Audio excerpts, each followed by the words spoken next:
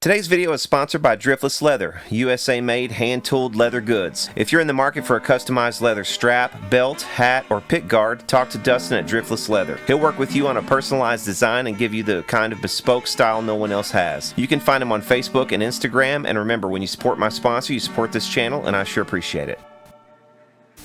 Hey y'all, it's Shed Post Friday.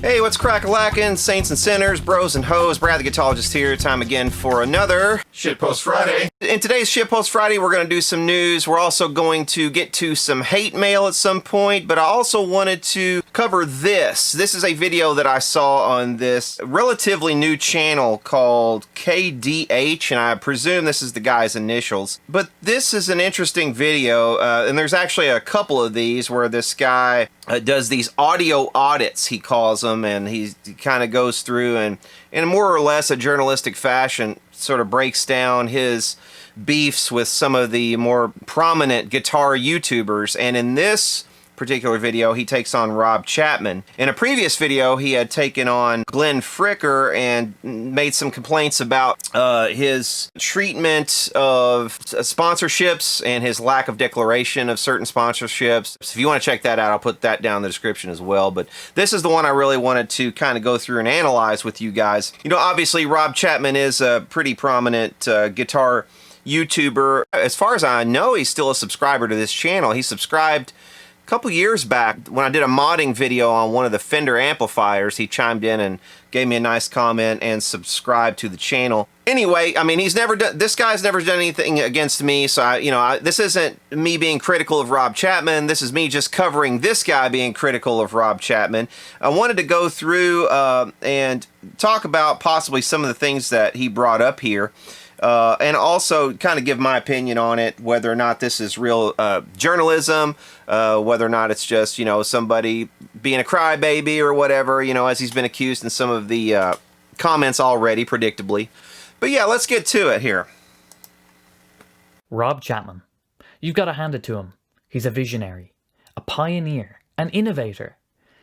And by this I mean he's the only person to my knowledge to threaten his very own fans with not only legal action, but with public humiliation, weaponizing his hundreds of thousands of followers against anyone who dares to criticize him. Remember the Als Ice Bucket challenge? It was the first successful charity drive to raise money and awareness for ALS. So the challenge was to pour some ice water over your head, and you donate a little bit of money to the charity. August 23rd, 2014. Rob Chapman was nominated to do this challenge, but wasn't particularly keen on the idea of partaking. So he uploaded a video, which has now been deleted, where he mentioned that he felt that the ALS charity had raised too much money, and instead of the ALS Ice Bucket Challenge, he was going to do the Chappers Challenge.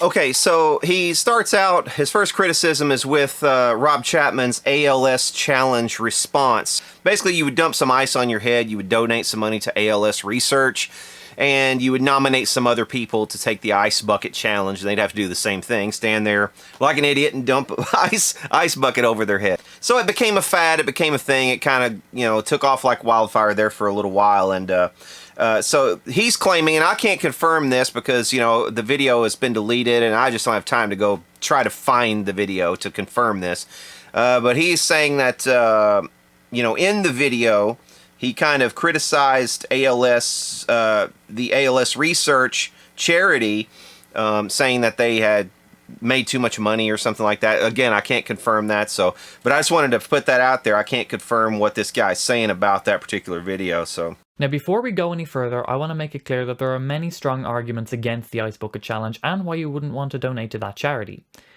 It's just Rob didn't make any of those arguments.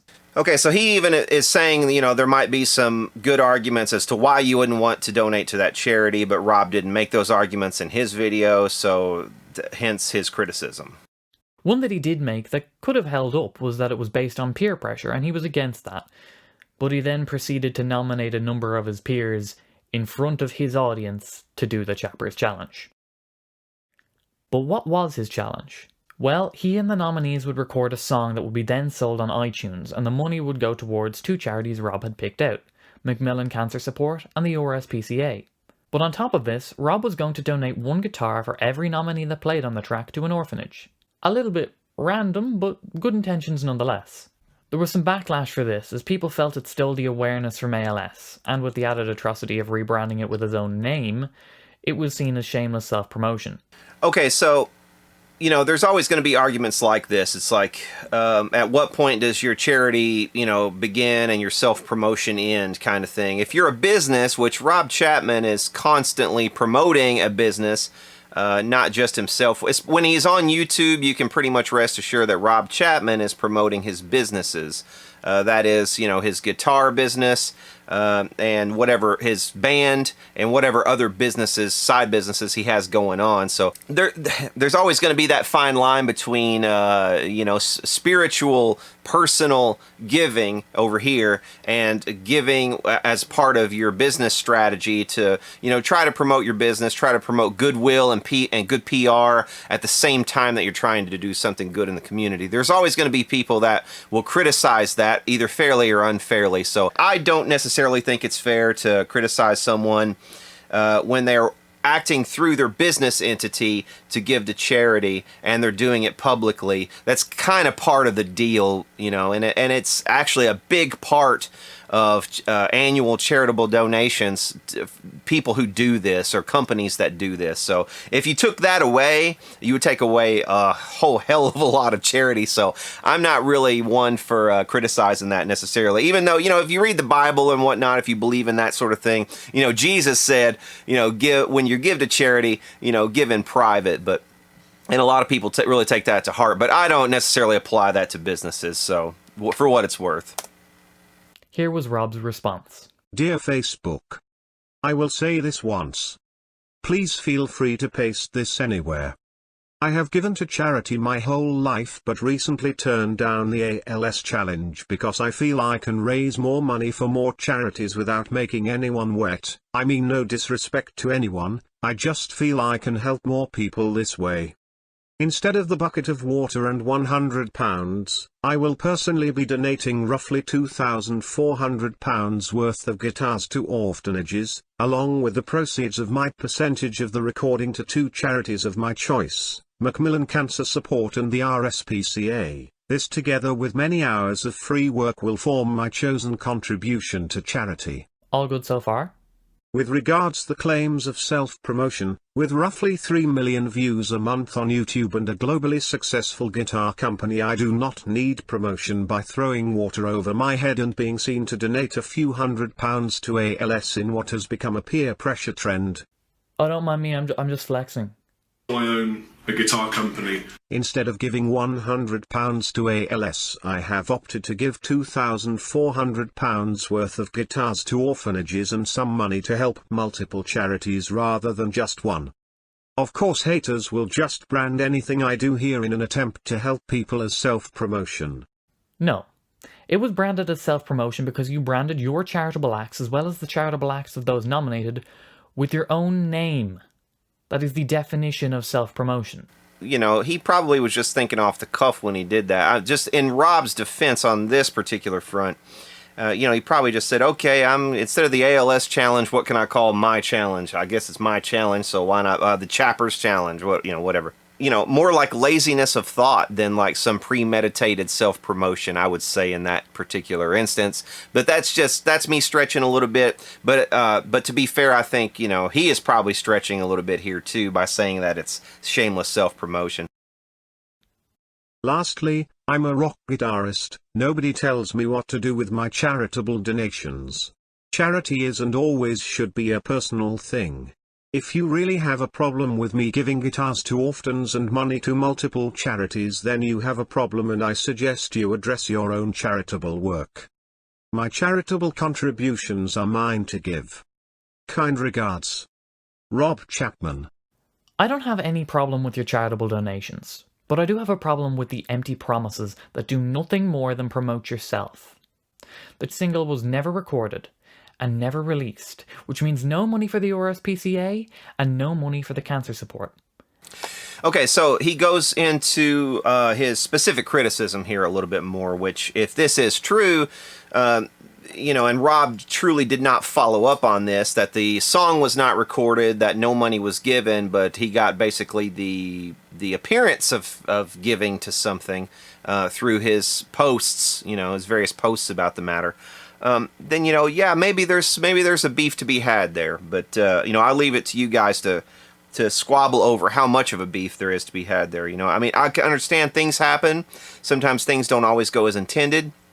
Maybe all the people that he nominated to participate just fell through and nobody came through to help him out with the track. Maybe that's why the track wasn't recorded. So I'm just thinking out loud here, you know, thinking of possible explanations. To be fair, I did reach out to Rob to give him an opportunity to comment on this before I reported on it, and I haven't heard anything from him. I actually responded to his comment on this video and also sent him a message through Facebook. Rob, if you get one of those messages and you would like to come on my channel and comment, I will definitely allow you a forum to do that. And that was free.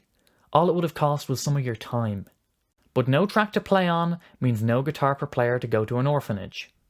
It's pretty hard to fail a challenge that you name after yourself, and yet you still managed to fail the Chapper's challenge. This was all neatly swept under the rug though by deleting the video. But I simply can't allow that to happen. If you want your name associated with charity, you're gonna get it. We're going on a road trip. We're gonna go take part in the Chapper's challenge. So at this point, you know, he gets in his car and he basically is, you know, attempting to shame, clearly, Rob Chapman by traveling to this person who I guess was an orphan or something, and he's going to give a guitar to them, showing a, well, I will do it, but you won't do it kind of thing. So I will skip ahead just a little bit. But you guys can watch this entire video. I will put the link down in the description if you want to check out this entire video, but let's skip ahead just a bit here. Well, there you go, Rob. At least one kid thinks that you're responsible for giving them a guitar. The ball's in your court now. Are you going to back up what you said and give those kids guitars, or you're just going to continue to... This guitar.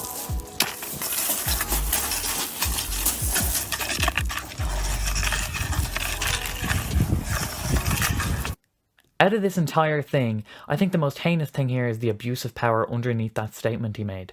Lastly, anyone found to be making defamatory or threatening statements about myself or anyone involved in this charitable project will be named, shamed and met with immediate legal proceedings. You know, I've never had anybody necessarily make defamatory or statements about me online or anything like that, at least not yet, so I don't quite know what that feels like. I'm sure, you know, once my channel gets about 10 times this size, maybe I will have by then. But the threatening statements, yeah, I do have actually some personal experience with threatening statements, and we'll get to that a little bit later in the show. Stick around for that. Threatening legal action is one thing, but to threaten public humiliation with the very real possibility of mob mentality from hundreds of thousands of his followers is a massive abuse of power. And Rob, I have to address this, because if it was on your mind then, it'll be on your mind now. So before you chase after me with those immediate legal proceedings, I want you to carefully consider a few things. Firstly, nothing I've said here is defamatory, because it's all true. Secondly, a defamatory statement would have to lower people's opinions of you. The fact that you have to threaten your own fans so they shut up and stop criticizing you is proof that in this case, the standard that you were lowered to was brought on all by yourself. So, you know, clearly the undercurrent of this video and the Glenn Fricker video before it are, you know, this guy doesn't particularly like these guys and the way they conduct their business, and he's kind of going after them. Now, you know, I have gone after a couple of YouTubers in my past as well, and it wasn't necessarily because I didn't like the guys. It was because I actually did like them. It's because I liked their channels, and you know, I didn't think that a couple of things that were being done were necessarily on the up and up, because, you know, like this guy said, whenever you're kind of mobilizing hundreds of thousands of followers to go do something for you in the world, in the real world, that kind of becomes almost a bullying thing where you can bully companies, you can bully individuals. If Rob is indeed doing that sort of thing, or even hinting at that sort of thing with his hundreds of thousands of fans, you know, that's not cool. Charity begins at home. So let's take a look at some of the times you, the viewer, were asked to donate. May 23rd, 2017. Bags are stolen from DORJE's tour van in Berlin, Germany. The bags contained camera equipment, laptops, and the band's passports. There's a GoFundMe page set up and promoted on Facebook and YouTube. The videos were later deleted. Are you noticing a trend? The GoFundMe goal was £17,500. Loyal fans pledged their money, but there's one question that keeps getting asked that isn't answered. Were you insured? Well, let's investigate that. Here's the list of items stolen. Now, I don't know about you, but I'm thinking either the guys have some of the most detailed memories on the planet, or that list was made prior to the theft. And why would you make such a detailed list? Well, most likely for insurance purposes. Well, if you actually go and read the specific list that he shows here, you know, a lot of the stuff on there was stuff that you would pull out of your memory. It's like my wallet was stolen, my my SD cards, my camera mount, my gimbal, my this, it's all the stuff that you would think, oh, what was in my bag? You know, I need to write down everything that was in my bag so I can claim it to insurance. You know, you don't necessarily have to have done this beforehand, and depending on how many people were in the band and how many bags were stolen, I mean, people could come up with this long of a list pretty easily when you put everybody's mental list together, and probably pretty quickly too. So I don't necessarily buy this part. In the thank you video, after people had already donated, it was mentioned that they did have insurance, but they had been stung. We got stung. And that could mean anything from getting no cover to only getting partial payment. We just don't know. And that was never clarified. That's fair. But that's not what I'm criticising here. I could understand asking money from fans when emergency passports are needed and you just don't have the cash. But Forbes usually don't interview people who are just scraping by. Okay, this criticism I think is a bit far. I get his point that he's trying to say these are some well-off people and they don't necessarily need they don't need charity. And I think, perhaps that's true. But also he's forgetting that, rock musicians kind of live hand to mouth. I mean, especially if you're on tour, you're not making a whole lot of money. I doubt DORJE was a huge draw in any of the places that they went in Europe. So, in spite of Rob Chapman's kind of YouTube celebrity status, I can't see that necessarily carrying the band really that far above what any other mid-level kind of touring band is going to get on the road. So I don't buy this part, and I think if you'd ever gone on the road at all, you probably wouldn't either.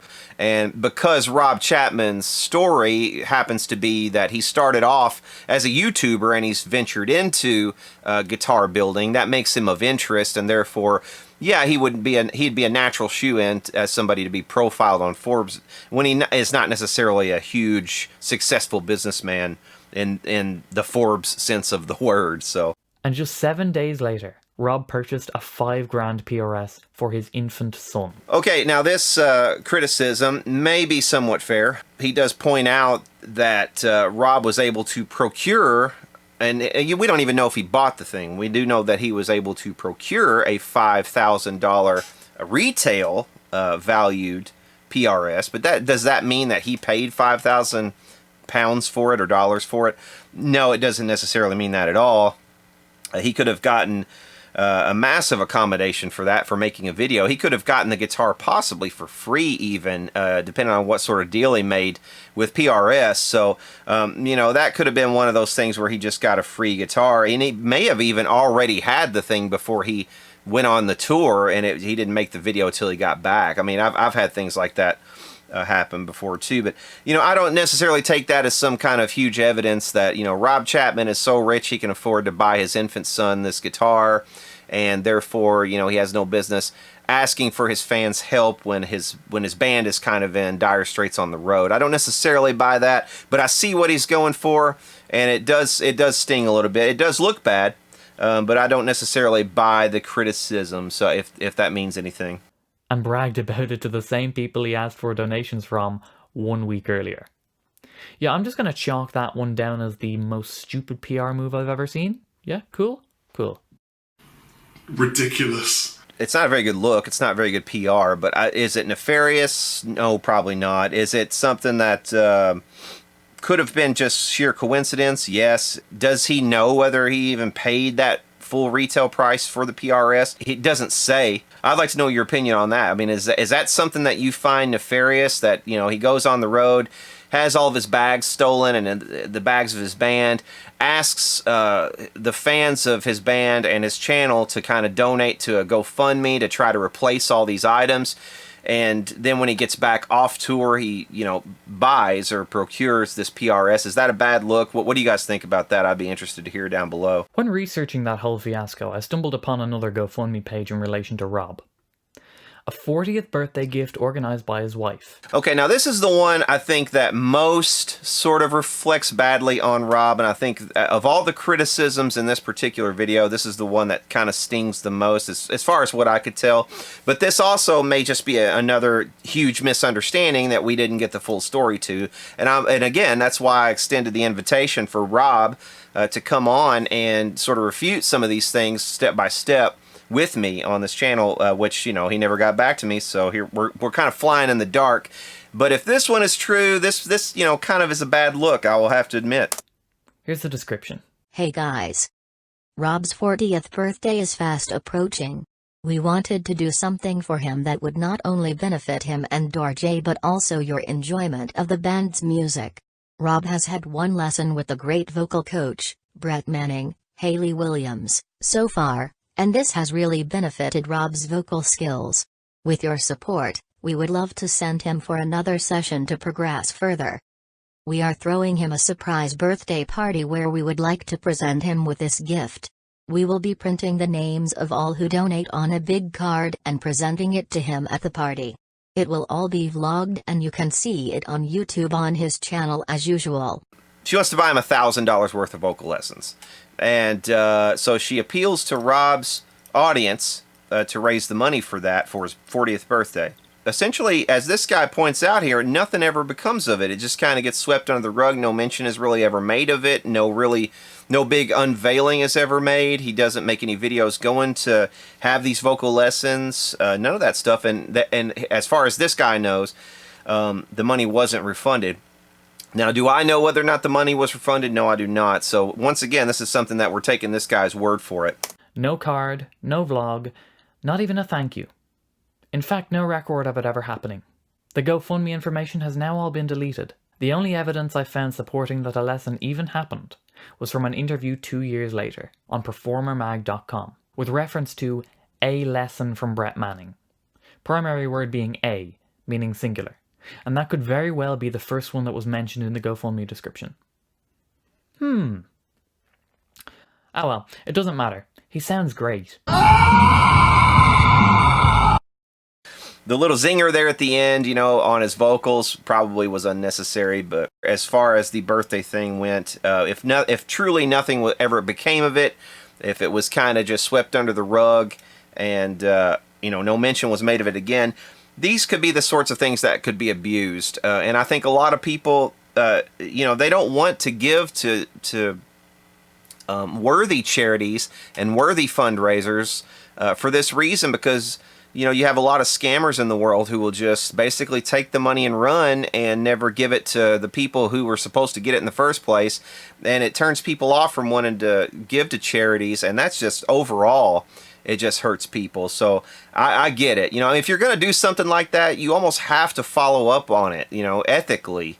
You know, so Rob, you know, Rob's girlfriend, Rob's wife, if you did indeed just neglect to kind of follow up on that, maybe you should make a video kind of showing, you know, hey, here's where the money actually went.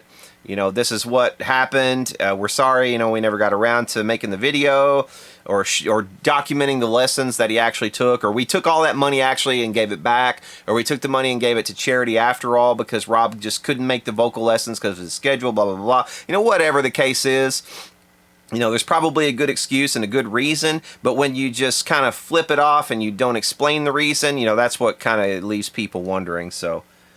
Most people watching will know Rob mainly from his YouTube videos he did for Andertons. Those were the main uploads on his channel and were combined with some videos Rob did by himself.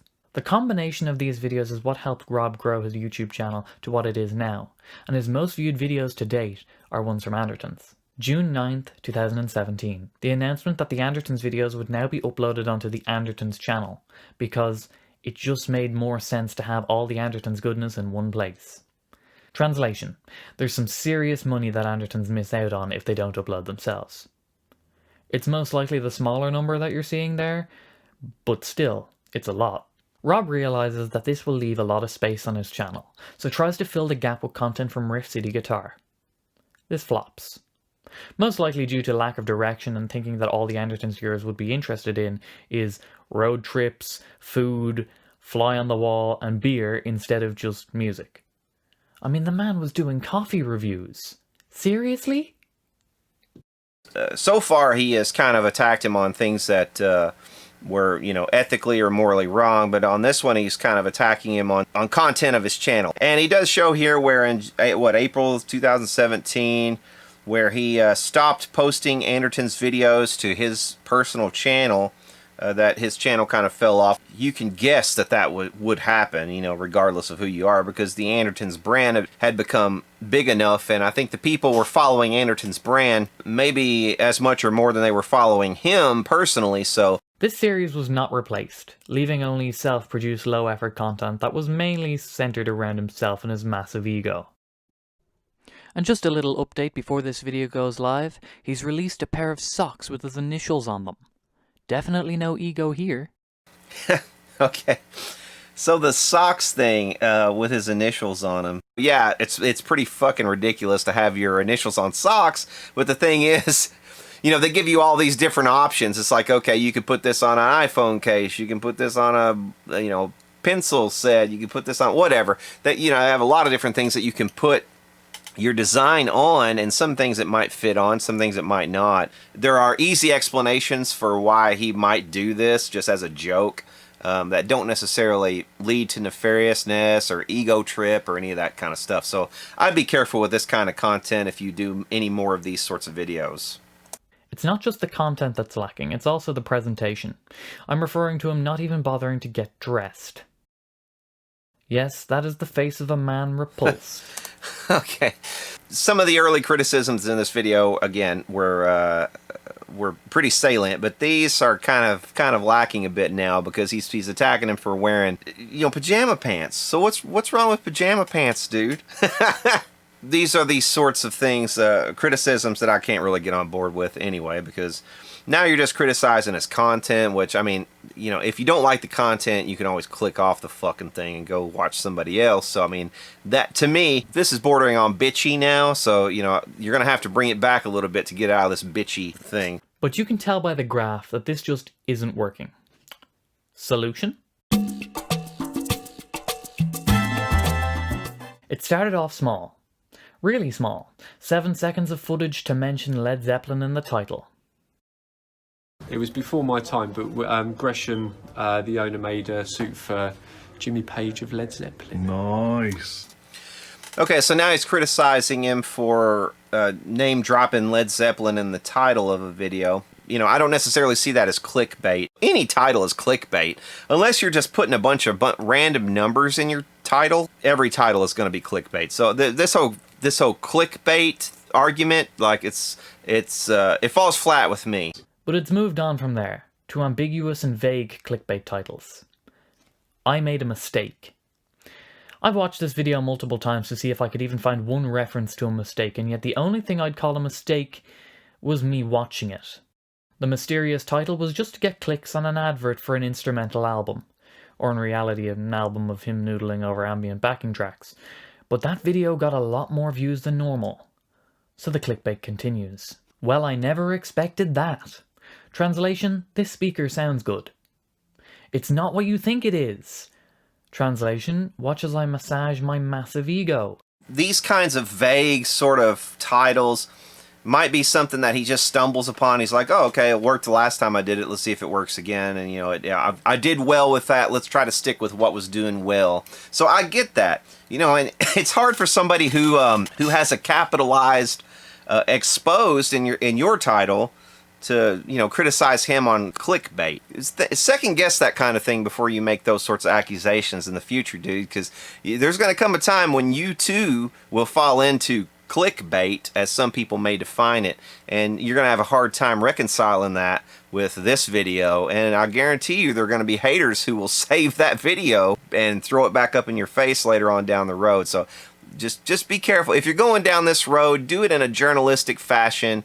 Try to steer clear of personal attacks. Try to really think about things that, and this is just friendly advice to you, like if you're going to go down this kind of quasi-journalist road on YouTube, just be very careful about how you do it, which steps you take, you know, and falling into the traps that you may want to take back later on. And the whole clickbait thing, I mean, if you really think about it, what the fuck? I mean, clickbait. Every video is clickbait. Every title is always clickbait. So yeah, think about that next time.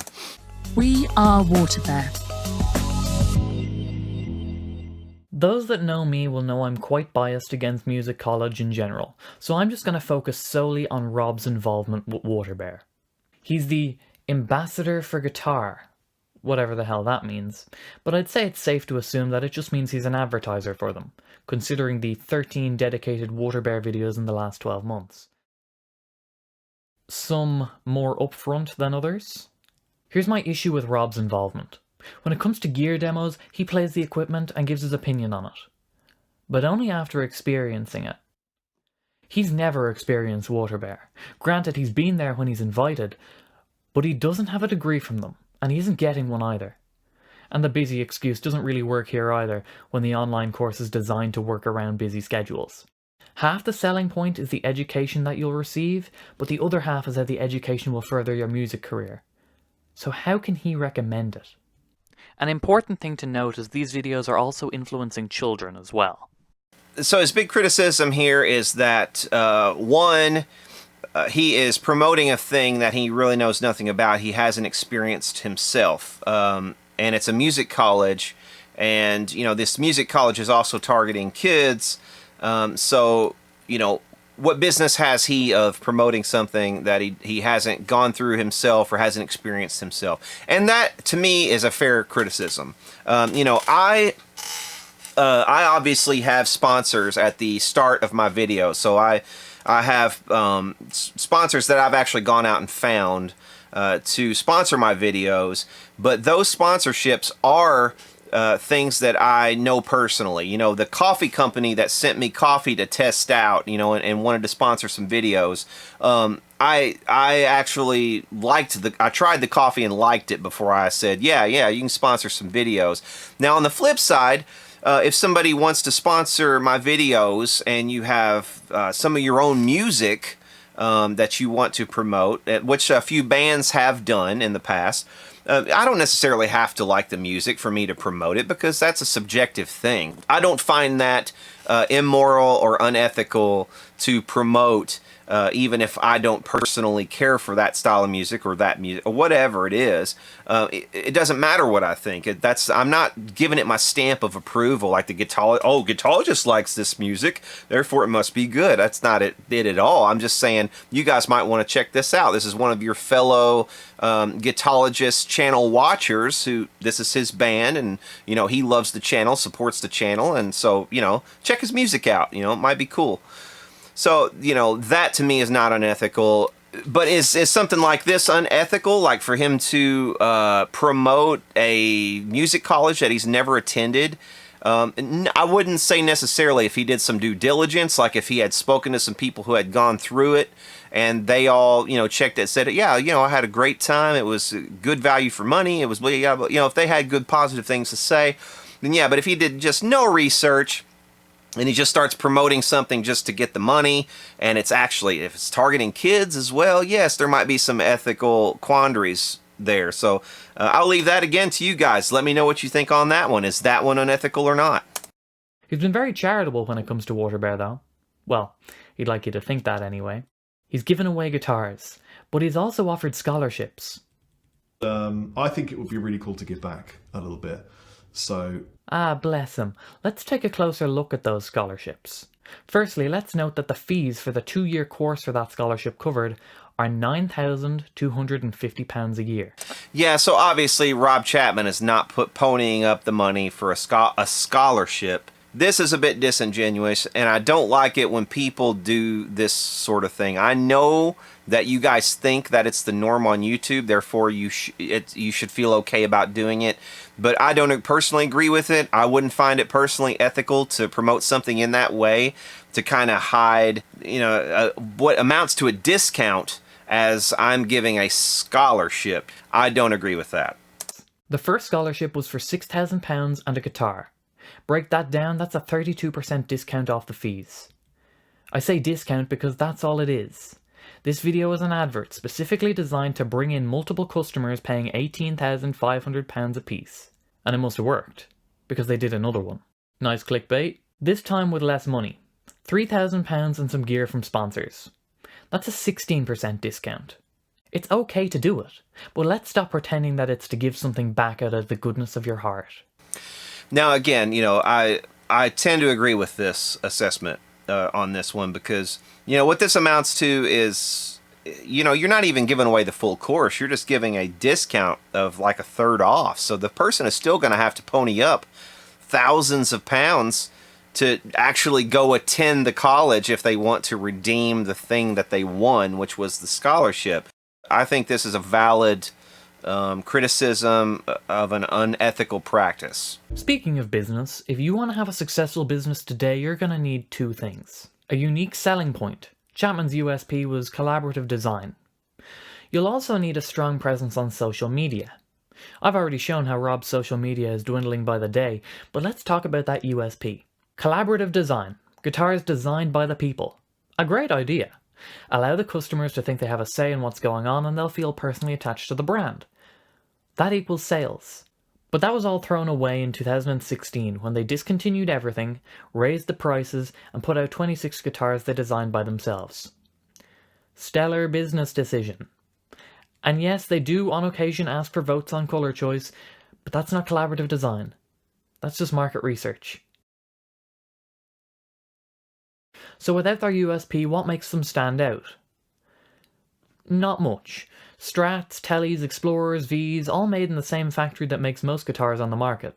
The only thing I found during my research that did stand out was the staggering amount of quality control complaints I found. There's a lot. And this guy's right, you know, it's a bunch of Strat copies, Tele copies, Explorer copies, Flying V copies, you know, or super Strat copies, I should say. But not that much different than a lot of the other things that you see coming out of the Korean factories. Here he kind of goes through a litany of sort of anecdotal evidence as presented by customers, and we have no way to confirm whether they're customers or not, or whether they bought these guitars secondhand or not, but we take their word for it. But this still, you know, I mean, this is just anecdotal evidence is just that, it's anecdotal. It's like, you know, if you had a situation where, for instance, a new Chapman dealer opened up with Chapman, and their first 32 guitars that they order, you know, out of those, you got 16 of them with defects that have to be sent back. Now, that would be good evidence. You know, you're always going to find people who are going to get a defective product. That's no matter what product it is. Here's why that's inherent to their business model. Chapman don't have distributors. They go from the factory to the dealer, and that's widely advertised. The problem with that is simple. If I know there's no distributor, and you know there's no distributor, the factory knows it too. Distributors are the people in charge of quality control. They do the setups, and importantly, they send back guitars that are damaged. Single stores can't send guitars back to Korea. Logistically, it just doesn't make sense. Yes, that's somewhat true, but at the same time, you should have some kind of recourse within the country. You should have somewhere that you could send a guitar back, to the dealer at least. There's a video from wherein Music, who are an ex-Chapman dealer, explaining this. Look at Riff City's fixer-uppers. It's only Chapmans. Andertons B-stock sale. 14 Chapmans. Way more than any other brand. There's a definite problem with quality control when you have more B-stocks going out into the market than A-stocks. And when that happens, it brings brand perception down tremendously. That might explain the resale value being around half of what the retail is. And here's the real kicker. Guitars are only sold as B-stock by stores that care. There's quite a bit of evidence to suggest that Guitar Center doesn't even open the box the guitar comes in from the factory. So there's no signs of retape on the wedge box, where there would be tape and then it was cut and then somebody taped it when they looked at it. So I'm going to go off a guess that it's never been inspected. But well, that's just Guitar Center. Guitar Center was another great business decision. Take your friends, the friends who promoted Chapman in the US, even going to the extent of getting a tour bus for you twice. The friendship, the loyalty, the duty, the wondrousness, the joy, the fraternity of my brother-in-arms, Joe Leach, and Emma Leach, and Will Leach, and Sam Leach, and all the Leaches, and all the guys at Riff City Guitar. Yeah, those friends. Take them and put them out of business. Literally. Okay, so this is a criticism that he's referring to here is the one that a lot of people know about with Rob, and that's that Chapman guitars were distributed exclusively in the United States by Riff City Guitars, and that was something that they had going on for maybe 5 years or something like that, I think. And, you know, it practically helped build that music store, Riff City Guitars. You know, so they had this working relationship for all this time. And the minute that Rob gets the opportunity to start selling Chapman guitars to Guitar Center, he basically abandons his deal with Riff City and moves to Guitar Center because, of course, he thinks he could sell more units from a Guitar Center. And a lot of us think that that's probably a terrible move for a couple of different reasons, and he'll get into it here as well. I hereby pronounce this here at Riff City Guitar Store in New Hope entirely open. Ironic. Now morally that's fucked, but business-wise it isn't much better. Out of the current 60 US dealers, 59 are Guitar Centers. That's firmly placing the eggs in one basket. Exactly. That's one of the things I think that is going to ultimately lead to the downfall of Chapman Guitars if Rob and company are not careful, because Guitar Center is probably not going to pay you up front for all the stock that you keep in their stores. And in the meantime, all that stock is going to get dinged up, it's going to get banged up, it's going to be in the stores, you know, in the back rooms, possibly getting stolen. You're going to have shrinkage.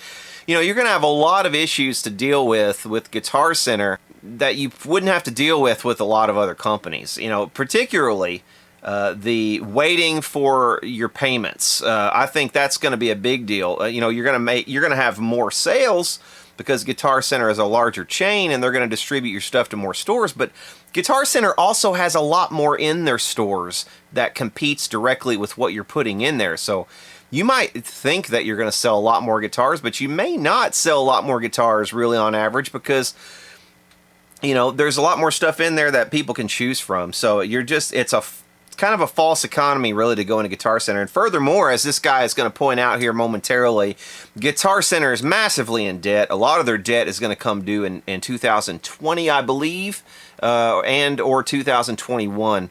So we're going to see how Guitar Center manages to get through this next round of payments that they're going to have to make to their major creditors, and they may or may not even pull themselves out of that. Now, I had previously predicted that Guitar Center, you know, probably wouldn't last to the end of 2018 because they were in such bad shape. Now, some things did change. Somebody, kind of an angel investor, stepped in at the last minute and gave them some money they really didn't deserve to have and bailed their asses out. That's essentially the only thing that kept them from going under in 2018. But they're on borrowed time and they're on life support. And if you're putting all your eggs in that basket, beware. And that basket happens to be $1 billion in debt. That leads to this theory, the very real possibility of Guitar Center asking if they can stock guitars and pay later. And you can't really say no to that because they're already happening. US dealers. They now have a lot of power over you. We're going to take a look at Chapman's finances a bit later in the video, and I think they might back up this theory. And even if that isn't the case, long-term Guitar Center deals can devalue a brand's reputation significantly. When I say BC Rich, what do you think of? The high-end customs? Or this? Most people I've asked think of this. The reason is they were cheaper and sold better. So that's all Guitar Center ordered. So that's what most people ever saw and played. You have to remember, Guitar Center only has limited floor space in each one of their, you know, their stores, and in each market you only have a limited number of buyers for each tier of guitars that you're going to sell. There are only so many doctors and lawyers in the city of Louisville, for instance. They're not going to import, or they're not going to buy a bunch of high-end BC Riches on top of all the high-end Fender custom shops and the high-end Gibson stuff that they have, you know, up on the top rack. You know, they're not going to fill those spots that those brands might take up with something like a BC Rich or like a high-end Chapman. So you're not going to sell the stuff that you really want to sell to Guitar Center either, like you may have had you invested further in the small mom and pop stores, you know. But, you know, to each his own. But if you burn those types of bridges, man, and to their credit, Riff City really didn't, you know, they seemed to be magnanimous whenever that whole thing went down, and they said, yo, it's just business and we don't blame Rob and this and that. But honestly, I mean, when people look at that and they're going to see the bridges that you've burned in the past, they're going to be reluctant to get in bed with a brand that treats people that way. And I think that's why a lot of smaller dealers, they know which brands you know, are going to be those that they can deal with, and that, you know, are mom and pop friendly and that have a heart. And I think you know, if you have to fall back at any point, if Guitar Center does go under and you have to fall back to the mom and pop model and you have to get into these smaller dealerships, you know, you might find a lot of those guys are not willing to get in bed with you anymore. And I think he definitely has a point on all this. Okay, so this video goes on for another probably 12 minutes or so after this, with more and more criticisms of Rob Chapman and Chapman Guitars and some of the other side ventures that Rob Chapman has undertaken. And, you know, I encourage you guys, if you're interested in this sort of thing, definitely check out that video. I will link it down in the description. But I will, you know, as a caveat, I will say, you know, I don't necessarily support everything that this guy is saying about Rob Chapman.